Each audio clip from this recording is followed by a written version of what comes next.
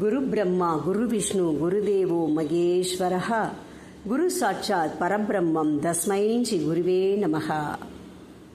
நாமதாரகன் சித்த யோகியிடம் ஸ்ரீ ஹரியின் அவதாரங்களில் முக்கியமான என்றும் மறையாத அவதாரமான தத்தாத்திரேயர் பற்றி தெரிந்து கொள்ள மிக ஆவலாக இருக்கிறது, அதை கூறுங்கள் என்று வேண்டினான். முன்பு 4 யுகங்கள் முடிந்த பிறகு உலகமே நீரால் சூழ்ந்து கொண்டிருக்கையில் அதில் ஸ்ரீஹரி உதித்தார்.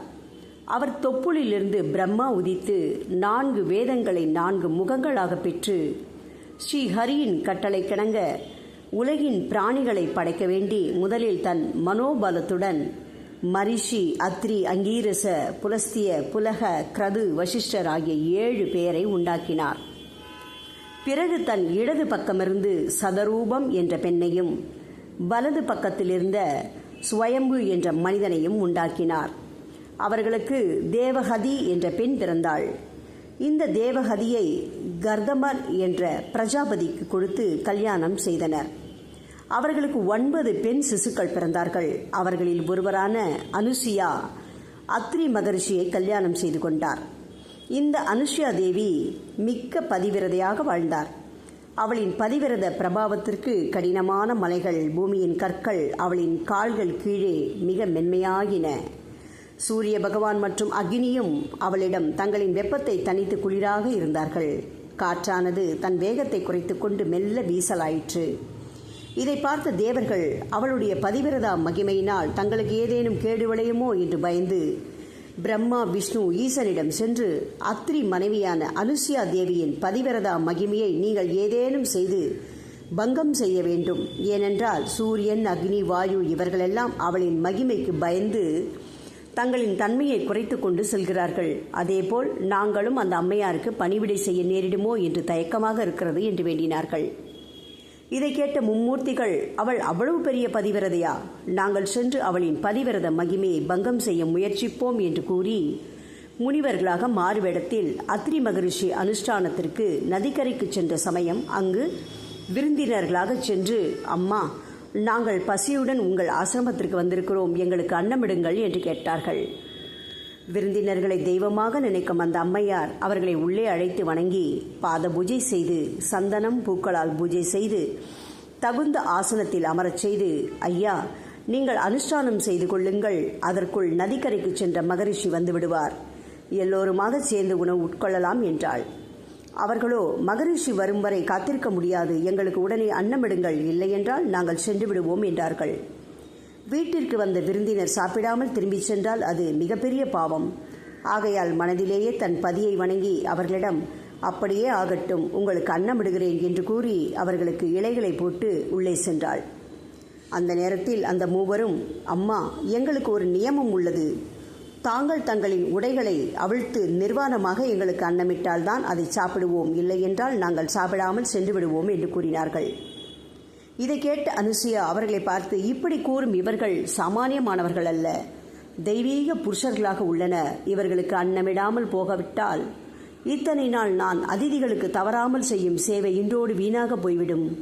பரபுருஷர்கள் இவர் முன் நிர்வாணமாக சென்றால் என் பதிவிரதம் போய்விடும். ஆகையால் இவர்களை என் பிள்ளைகளாக நினைத்து அன்னமிடுவேன் என்று நினைத்து அப்படியே செய்கிறேன் என்று கூறி உள்ளே சென்று மனதிலேயே அத்ரி பாதங்களை வணங்கி அந்த மூவர் தன் பிள்ளைகள் என்று நினைக்கையில் அவளின் பதிவிரதா மகிமையினால் அம்மூவரும் பிறந்த குழந்தைகளாக மாறினார்கள்.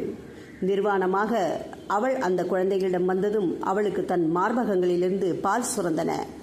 அவர்களை ஒவ்வொருவராக தன் மடியில் தூக்கி தாய்ப்பால் தந்தாள். அனுசியாவின் பாக்கியம் என்ன என்று கூற முடியும்? உலகை உண்டாக்கும் பிரம்மா, உலகை ஆளும் விஷ்ணு, உலகை அழிக்கும் ஈசன் ஆகிய மும்மூர்த்திகளும் தங்கள் வேலையை செய்து அலுத்து போனவர்கள் போல் ஆனந்தமாக பாலை பருகினார்கள். தன் அகக்கண்ணில் பார்த்து அவர்கள் மூவரும் மும்மூர்த்திகள் என்று தெரிந்து கொண்டு அவர்களை தொட்டிலில் இட்டு நடந்ததையே தாலாட்டாக பாடினாள். இதற்குள் தன் அனுஷ்டானம் தவம் முடித்து அத்திரி முனிவர் ஆசிரமத்திற்கு வந்து அங்கு ஊஞ்சலில் இருக்கும் குழந்தைகளை பார்த்து நடந்தது என்ன என்று கேட்டார். அங்கு நடந்ததையெல்லாம் முனிவரிடம் கூறினாள் அனுஷியா.